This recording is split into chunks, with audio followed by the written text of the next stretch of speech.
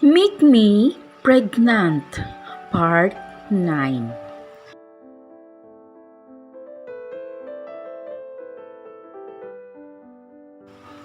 But how? Tanong ni ate. Bakit gusto niya pa malaman? Masyado siyang kuryoso. Ano to, naglisiselos ba siya? Ask her. Nakangising sambit ni Rare. Naiinis ako sa ngisi niyang yan. Asar na asar ako. Gotta go? Pakisabi na lang kay daddy. Nahihilo kasi ako eh. Sambit ko na lang kay Ate Acacia at hindi sinagot ang tanong nito. Napansin ko ang pagtaas ng kaliwang kilay ni Rare pero hindi ko na rin ito binigyan pansin at nagmadali akong umalis doon. Pero bago pa ako makalayo sa kanila ay narinig ko pang nagsalita si Rare. I'm an exchange doctor. I'm working at St. Calisa as of now. And beside your sister is a close friend of mine. What? I know him daw kasi sobrang close namin? At, wait, oh my God. Mukhang namukhaan niya ako sa hospital kasi nabanggit niya nga yung St. Calisa. Napailing-iling ako at halos tinakbo ko na palabas ang hotel. Nang makalabas na ako ay agad akong dumiretso sa parking lot. Nagmamadali akong kinalkal ang bag ko, ang car key ko. At nang makita ko na ito ay bigla ko naman naramdaman na may kumikiliti sa paa ko kaya napatingin ako. What? Hiyaw ko. Natataranta akong tumakbo at nagtatalon. Nabitawan ko na rin ang mga gamit ko. May daga! Daga! Shit! Dahil sa pagkataranta ko ay bigla akong natapilok. Ipinikit ko ang mga mata ko dahil hindi ko na mabalansi ang katawan ko at kahit anumang oras ay posibleng bumagsak ako. Pero nagkamali ako dahil naramdaman kong may sumalo sa akin. Dinilat ko ang mga mata ko saka ako umiyak. Umiyak ako ng tuluyan. Uwi man, pero hindi ko maiwasan. Hindi maiyak dahil doon sa pisting daga at dahil na rin siguro sa sakit ng paa ko na natapilok. Hey, shh, stop crying. Sambit ng sumalo sa akin. Kahit nang lalabo ang paningin ko ay alam kong si Rare ang nakasalo sa akin. Naramdaman kong lumutang ako sa ere na ang ibig sabihin ay binuhat niya ako na parang bagong kasal. What happened? Hindi ako sumagot hanggang sa naramdaman kong inupo niya ako sa isang upuan. What happened? Nilapit niya ang mukha niya sa akin at pinunasan ang luha ko gamit ang panyo niya na nilabas niya mula sa suit niya. Napatigil naman ako sa pag-iyak dahil nararamdaman ko na ang matinding pagkailang. Na-realize ko bakit ba siya nandito. Iyong daga, nauutal kong sabi. Dahil ramdam na ramdam ko na ang hininga niya sa mukha ko. Lean on me. Ewan ko kung bakit ko sinunod ang sinabi niya. Sumandal ako sa bench niyon. Nilayo niya na ang mukha niya sa mukha ko at itinaas nito ng bahagya ang paa ko. Ipinatong niya ito sa hita niya at dahan-dahan niyang inalis ang suot kong heels. Tiisin mo, masakit sa una, pero masarap naman sa huli. Husky na sambit nito. Ha? Gulat na tanong ko dahil feel ko may iba pa siyang ibig sabihin. Ang manyak. Lol, Nakangisi siyang umiiling kasabay ng dahan-dahan niyang pagmasahe sa paa ko. At mangiyak-ngiyak na daing ko. Pardon me, I'll be gentle. Halos mabilaukan ako sa sarili kong laway dahil biglang nagpa-flashback sa utak ko ang mga nangyari sa amin. Bakit ang birthday ng utak ko? Sige, Self. Sino manyak sa inyong dalawa, ha? Napapikit ako ng mariin dahil sa sakit na nararamdaman ko mula sa pagmasahe nito. Ilang minit pa ang nakalipas bago ito napalitan ng sarap. Gumaan na ang pakiramdam ko. Hiyaw ko nang bigla niyang diniinan pero pagkatapos nun ay wala na akong sakit na nararamdaman. Dahan-dahan kong inimulat ang mga mata ko at ginalaw-galaw ang paa ko. As in, wala nang sakit, bumalik na sa normal ang pakiramdam ko. Hala, ang galing niya. Masahista ba siya? Kung sabagay, doktor nga pala siya.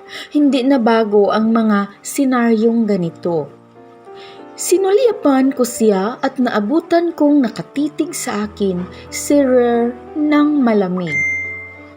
Nahiya naman ako kaya napayuko ako. Thank you. Pasasalamat ko. Akmang kukunin ko na ang heels ko pero naunahan niya ako. No, don't use this. Wait me here. Napatingin ako sa kanya at seryoso na ang mukha nito. Sige. Umalis siya sa harapan ko at doon pa lang ako nakahinga ng maluwag. Hinawakan ko ang dibdib ko. Ang bilis ng tibok ng puso ko. Ilang minuto lang ang lumipas ay bumalik na siya. May dala siyang pares ng slippers, panglalaki, medyo malaki. Nike ang tatak. Here, sorry for the size, wear it. Nilapag niya ito sa simento at dumampi ang kamay niya sa braso ko. Wow, tatanggi sana ako, kaso pinutol niya ang sasabihin ko. Just wear it to avoid worse inflammation. Seryosong saad nito. Wala na akong nagawa kung hindi tumango kasi tama naman siya. Inalalayan niya pa ako sa pagsuot nito kaya patago akong napakagat labi. I'll take you in your house. Nagulat naman ako sa sinabi niya kaya napatingin ako rito. What? Hatid na kita. Tinagalog lang nito ang sagot kanina kaya napasimangot ako habang nakatingin ng diretso sa mga mata niya. Ay, huwag na. Nakakadistorbo na ako masyado sa'yo. Nahihiya kong saad. Ay, incest. Paano kung biglang sumakit paa mo? Malaki ang posibilidad na di mo makontrol ang speed ng preno ng sasakyan mo. Matigas na Tagalog na sambit nito saka pinagalaw ang perpekto niyang panga. Pakialam mo ba doon? Pagmamataray ko, hala Self, ikaw pa talaga may gana mag-attitude? Pagkatapos kanyang tulungan, hard-headed as fuck. Mahinang sambit nito habang lumalamig ang titig sa akin. What? What the fuck? Ano pinagsasabi niya? Minumura niya ba ako? Just tell me what's your address. Though, bigla naiinis na niyang sambit kaya pinagtaasan ko siya ng kilay. Can handle, okay. Bumalik ka na sa loob. Baba mo ko. Huli na para tumutol dahil binuhat niya na naman ako na parang bagong kasal. Hindi niya ako pinansin at nagtuloy-tuloy lang siya sa paglalakad. Magpupumigla sana ako kaso parang nanghihina ako. Napatitig ako sa mukha niya. He is really handsome. Napaka-perfect ng mukha niya pero agaw pansin yung labi niyang mapula at manipis. Ganda ng shape, ang sexy. Napalunok naman ako kahit wala dapat lunukin dahil damn lang nang aakit yung labi. Parang sinasabi, kiss me, test me. Guys, what the hell is happening to me? This is not me. Bigla akong naging masyadong thirst sa lalaki. Ew! Done checking me? Nakataas kilay na sambit nito. OMG, tinititigan ko siya nang hindi ko alam. Napatingin ako sa harap ng kotse na naglakad kami nang hindi ko namalayan dahil sa kakatitig sa kanya. Ha? Patay Malaysia kung sambit. Binuksan niya ang kotse at doon niya ako ipinasok sa tabi ng driver seat. Now tell me, what's your address so I can take you home? Hindi ko na mabasa ang expression niya, parang nagiging blanco ito. Guys, okay, fine. Aquarium Condominium. Alam mo ba yan? Tanong ko, saka tinaasan siya ng kilay. Yep, that condo is my uncle's properties. Mababang boses na sambit nito. Wow lang, edi sobrang mayaman pala talaga ang family niya. Sikat din kasi yung may-ari ng building na yun. Share mo lang? O sige, mag-attitude ka na naman, self. Maganda yan kaysa nagpapantasya ka sa kanya. That's so cringe. Isn't obvious? Baka sa boses niya ang matinding iritasyon. So, he's pikon pala. Lumalabas ng paunti-unti ang di kaaya-ayang ugali niya. Inirapan ko siya saka sumandal sa gilid ng bintana. Naramdaman ko ang paggalaw niya kaya napalingon muli ako rito at sa isang iglap pa ay sobrang lapit na muli ng mukha niya sa mukha ko. Amoy na amoy ko ang hininga niyang amoy wine na may pagka-mint. Ramdam na ramdam ko rin ang init ng katawan nito. Ano gagawin mo? Ngumisi lang siya at hindi ako sinagot.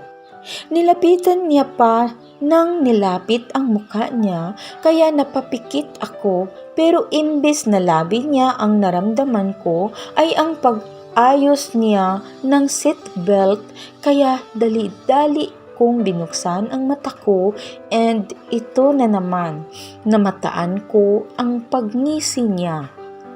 Atara, Ana ba? Nakakahiya. Mag-drive ka na nga. Kunwaring masungit na sambit ko. Lalayo na sana siya pero laking gulat kong hinalikan niya ako bigla. Hala, kinagat niya labi ko kaya napaawang ang bibig ko at dali-dali niya namang pinasok ang dila niya. Damn, I can't control myself. Ang init, napikit na rin ako, sabay sinabayan ang halik niya dahil dalang-dala na talaga ako sa ginagawa niya. Hey, I don't want to kiss him, but damn, body is not listening to me. Ipinatong ko ang kamay ko sa batok niya. I miss the taste of your lips. Bulong nito bago muling sinunggaban ako ng halik. Nanlalambot na ako, nawawalan ako ng lakas lalo na't nang naramdaman ko ang kamay niya na pumasok sa loob ng dress ko. Nang matagumpayan niyang naipasok ang kamay niya, ay hinimas-himas nito ang aking hita. I moaned.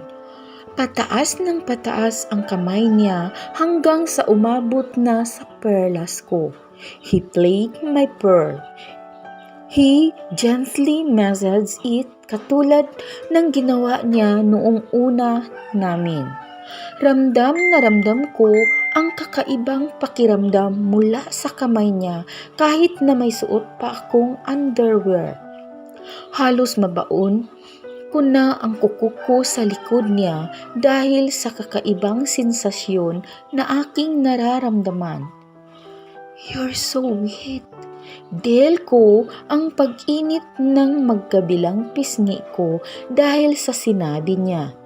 Gusto ko siyang patigilin dahil sa kahihiyan, pero paano kung di talaga umaayon ang katawan ko sa gustong gawin ng utak ko? Mas lalong palalim ng palalim ang halikan namin. I can't stop him dahil hinang-hina ako dahil sa sarap na dulot na ginawa niya.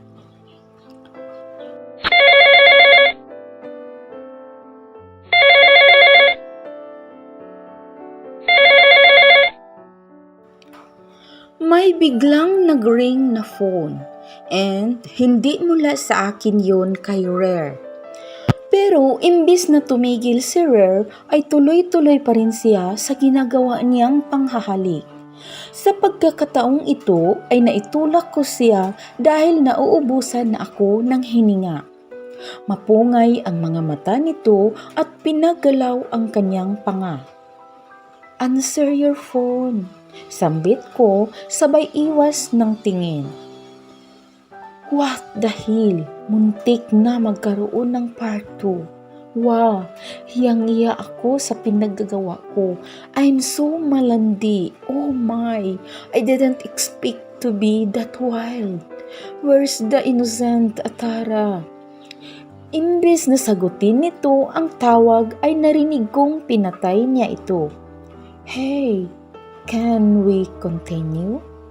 Diretsong sambit nito kaya halos malaglag ang pangako. Seriously? Hindi ba siya nahihiya sa ginagawa or sinasabi niya? Nahihibang ka na, hatid mo na ako, bilis. Pagod na ako. Sambit ko at inayos ang sarili ko habang tumitingin sa labas ng bintana. Dang, nag-iinit ang pisngi ko. Are you sure you don't want to continue? Inilagay niya muli sa hita ko ang kamay niya. Pinikit ko ng mariin ang mata ko dahil di ko alam ano ba dapat gawin ko. Stop, just drive. Malamig na sambit ko habang pinipigilan ang kamay nito. Yeah, sorry. Parang sa isang iglap ay nahiya. Nahiya na siya sa kanyang ginagawa. Tahimik lang ang naging biyahe namin, walang nagsasalita sa amin. Ramdam ko ang matinding awkwardness. Sa tansya ko ay umabot ng mahigit 30 minuto ang biyahe namin bago kami nakadating sa harap ng kondominium ko. Grabe, buong 30 minutes na yun tahimik lang kami. Tanging music lang ang maingay. Thank you. Inalis ko ang seatbelt at inayos muna ang sarili ko bago lumabas. No problem. Sorry for what happened a while ago. Biglang nahihiyang sambit nito kaya hindi ko maiwasang di mapangiti. Then, ang cute niya. Hot pa. Swerte ko na ba kasi siya ang tatay ng magiging anak ko? Kalimutan na lang natin yun. Sambit ko. Wow, Atara. Coming from you, ha? Kalimutan?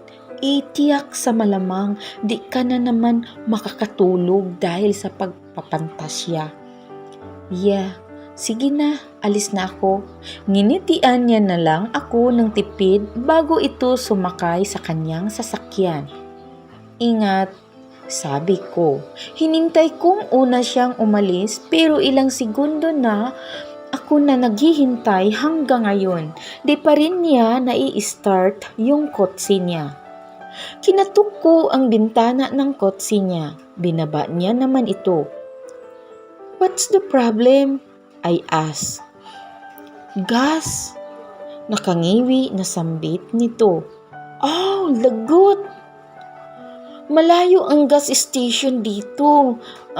Ganito, magpautos tayo tapos stay ka muna dito sa kondo ko. Nice self. Anong kalukuhan na iisip mo? Bakit mo siya pinapa-stay sa kondo mo? Baka matuloy ang part 2. Lagot ka. Kambal agad ilalabas mo. Is that fine with you?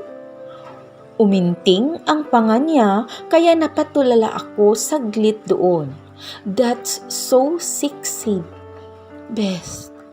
Oo, basta behave ka. Behave lang, ikaw. Ikaw din, Atara. Behave dapat. Baka bumigay ka. Marupok pa naman. Yeah. Tara na. Nauna na akong naglakad papasok na kondominium at di na siya hinintay. Kuya Guard, si Kuya Jugs po. Tanong ko sa security guard ng building ng kondo. Nag-CR lang ho, ma'am. Bakit po? Naubusan kasi ng gas yung kotse ng kasama ko eh. Ayun po, tinuro ko ang kulay itim na Lamborghini. Utusan ko po sana si Kuya Jugs na bumili ng gas. Here's the money, Manong. Just give it to him. Naglabas ng lilibuhin si Rare at ibinigay nito kay Manong Guard. O sige po, ma'am and sir. Sabihan ko na lang po kayo kapag nakabili na siya. Thank you po. Tara na. Nauna akong naglakad. Wala na ulit nagsasalita sa amin hanggang sa makadating na kami sa harap na mismo ng unit ko. Tinipa ko muna ang passcode ko bago kami nakapasok. Are you hungry? Tanong ko kay Rare. Nilibot niya ang paningin niya sa kondo ko bago muli ito nagsalita. Are you alone here? He asked. Gusto mo ng tubig? Tanong ko at tumango naman ito, kaya dali-dali akong kumuha ng tubig sa refrigerator. Nang makakuha na ay agad na akong bumalik sa living room at doon ko siya naabutan na nakaupo na rito sa couch habang hawak ang phone niya. Here's your water. Thanks. Inabot ko sa kanya ang water, din ininom niya ito. And what the fuck? Napapatingin ako sa Adam's apple na gumagalaw. Ang sexy. Ito na naman ako. Kailangan kong kumalma. I act so cringe. Di naman ako ganito, kainis. Nang matapos siyang uminom, ay napansin ko na nilinis niya ang lips niya gamit yung tongue niya. Then, nag-lip bite siya. Napaiwas naman ako ng tingin. Bakit ko ba siya tinitignan? Sige. Wait lang ha. Mag-shower lang ako. You can open the TV or kahit anong pakialaman mo dyan, okay lang. Sambit ko, saka nagmadaling pumasok ng kwarto ko. Inihanda ko muna ang susuotin ko bago ko hubarin ang suot kong dress. Nang naihanda ko na, ay akmang huhubarin ko ang damit ko pero hindi ko maabot ang zipper sa likod ko. What the? Frustrated kong sambit at pilit pa din iniabot ang zipper. Ilang beses ako nagtangkang abutin pero hindi ko kaya. Naiinis kong sigaw, saka ako humilata sa higaan ko dahil napagod ako sa ginagawang pagpilit kong abutin ang zipper ng dress ko. Hey! Atara! Okay ka lang ba? Rinig kong tanong nito mula sa labas. Hindi. At dahil siya lang naman makakatulong sa akin, kaya binuksan ko ang pintuan at kakapalan ko na ang mukha ko sa kanya. Total, pinatuloy ko naman dito. What's the problem? Nagtatakang tanong nito. I can't unzip my dress. Nakangusong sambit ko. Let me do it. Tumalikod naman ako at dahan-dahan niyang ibinaba ang zipper at talagang nangilabot pa ako ng bonggang-bongga kahit binaba niya lang yun. Dan, tipid na sambit nito at tiningnan ako ng mapungay-pungay. Thank you. Nalulunok kong saad. Masyado akong apektado sa presensya niya. Bakit ganun? Dahil ba nahihiya ako sa ginagawa naming kahalayan o crush ko siya? No way, hindi na ako nag-crush. Stone na tong heart ko. No. Next time you need to pee, kiss is enough though. Painusinting sambit nito habang umiigting na naman ang pisting panga niya. What? Kunwaring di ko narinig na saad. Natulala rin ako sa tanong nito na nakakunot ang noo ko. Just kidding, baby. Go bath well. Kusa na siyang umalis sa harap ko at ako naman ay naiwan pa ding tulala pa rin dahil sa sinabi niya.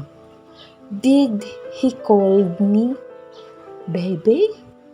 Is this a sign that there's a part 2 ng tugtugan? Oh no way! Wala na akong mukhang ihaharap. Di na ako lasing. Hays! Sinampal ko ang sarili kong pisngi sa kanilak ang pintuan ng kwarto ko. Hinubad ko ang dress at dumiretso ako kaagad sa CR. Mahigit 30 minutes akong nag-shower bago ako lumabas at rinig ko ang malakas na patak ng ulan. Napili kong suotin ay black pajama and pink shirt. Dali-dali akong lumabas ng kwarto at baka naiinip na si Rare. Paglabas ko, naabutan ko siyang nanonood ng NBA. Oy, Rare! Lakas ng ulan! What's your plan? Tanong ko rito habang naka-cross arm. There's a flash flood warning. There's a flood outside. Nilingon niya ako at pinagalaw na naman niya ang perpekto niyang panga bago tinignan ang kabuuan ko. Hala, paano ka makakauwi? Nagkibit balikat ito at binalik ang tingin sa TV. It's not a good idea to go outside during a flash flood. Napapaos na sambit nito habang nakangisi sa TV. No choice, I know what he meant and I'm not heartless to let him go in this situation. Masyadong delikado. Dito ka muna kaya matulog. May pag-aalinlangan kong tanong. Oh shit, self. Ano ba? Ano ba itong pinagsasabi mo? Tama ba to? Mga ka-lovely, hintayin ang susunod na kabanata sa kwentong ito na magpapaantig sa inyong mga puso. At huwag kalimutan mag-like, share, comment sa ating video. At kung bago ka pa lang sa channel na ito, huwag kalimutan mag-subscribe at pakiclick ng bell para ma-notify kayo sa mga bago nating upload. Maraming salamat sa inyong suporta at pakikinig. Hanggang sa muli, ito ang inyong Ate Lovely. God bless and more power.